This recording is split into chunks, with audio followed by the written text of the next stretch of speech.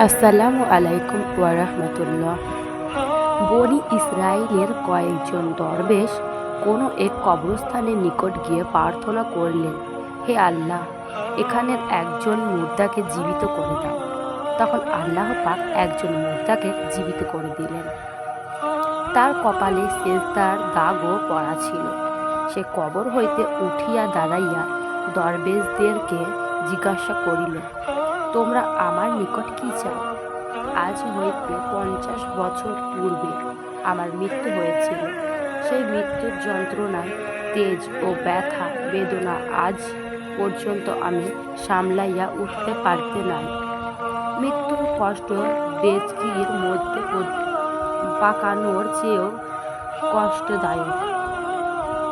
মুর্দাকে কবর হইতে উঠিয়া যদি মৌতের কষ্টের কথা বর্ণনা করতে পারত, তবে এই দুনিয়াতে কেউ শান্তিতে সময় কাটাতে ও সুখে নিদ্রায় যাইতে পারত না। মূসা আলাইসাল্লাম এর মৃত্যুর যন্ত্রণা উপস্থিত হইলে আল্লাহ পাক জিজ্ঞাসা করেন, হে মূসা, তুমি মৃত্যু যন্ত্রণা কিরূপ অনুভব করিতেছ? তিনি বলেন, ইয়া এলাহি, যেমন জীবিত পাখিকে চামড়া খাসাইয়া পাওয়া বন্দিয়া তপ্ত কড়াইয়ের মধ্যে আগুনে ভাজা হইতেছে। অন্য রেওয়াতে আছে, যেমন জীবিত একটা বকরির চামড়া খুলিয়া ফেলা হয়েছে।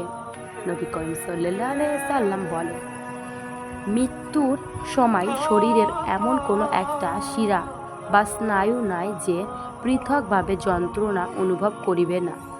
তিনি আরও বলেন, হঠাৎ মৃত্যু মুসলমানের জন্য আরাম, কাফেরদের জন্য পরিতাপ।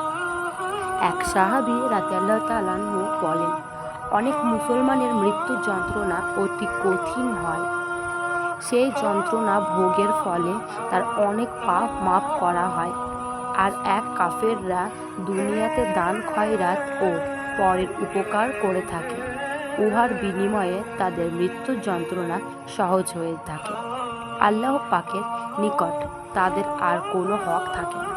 আল্লাহ বলেন, কুল্লু নাফসিন যায়কাতুল মউত, অর্থাৎ প্রত্যেক প্রাণেরই মৃত্যুর কষ্ট ভোগ করিতে হইবে।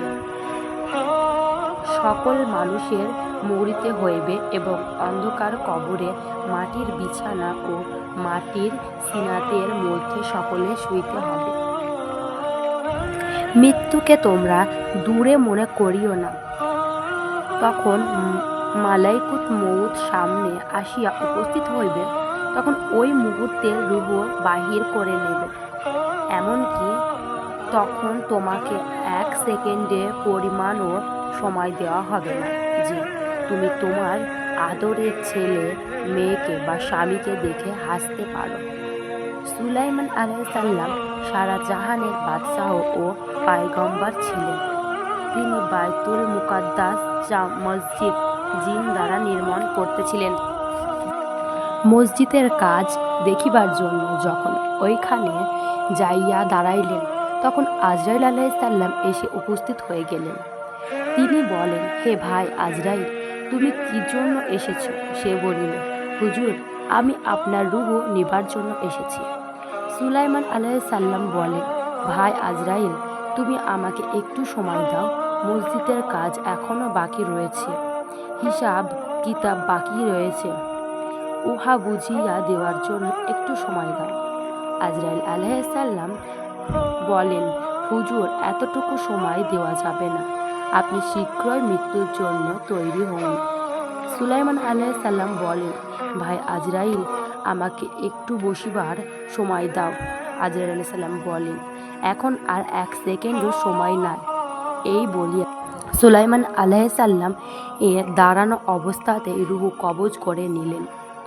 সুলাইমান আলাইহিসসালাম এর মতো একজন বিশিষ্ট বাদশাহ ও পয়গম্বরকে যদি দাঁড়ানোর সময় থেকে বসিবার সময়টুকু না দেওয়া হয়, তিনি আজরাইল আলাইহিসসালাম এর সঙ্গে কথাবার্তা বলিতেছেন, আর আমরা তো সঙ্গে কথা বলা তো দূরের কথা, তাকে দেখলেই ভয়ে কলিজা গলে পানি হয়ে যাবে।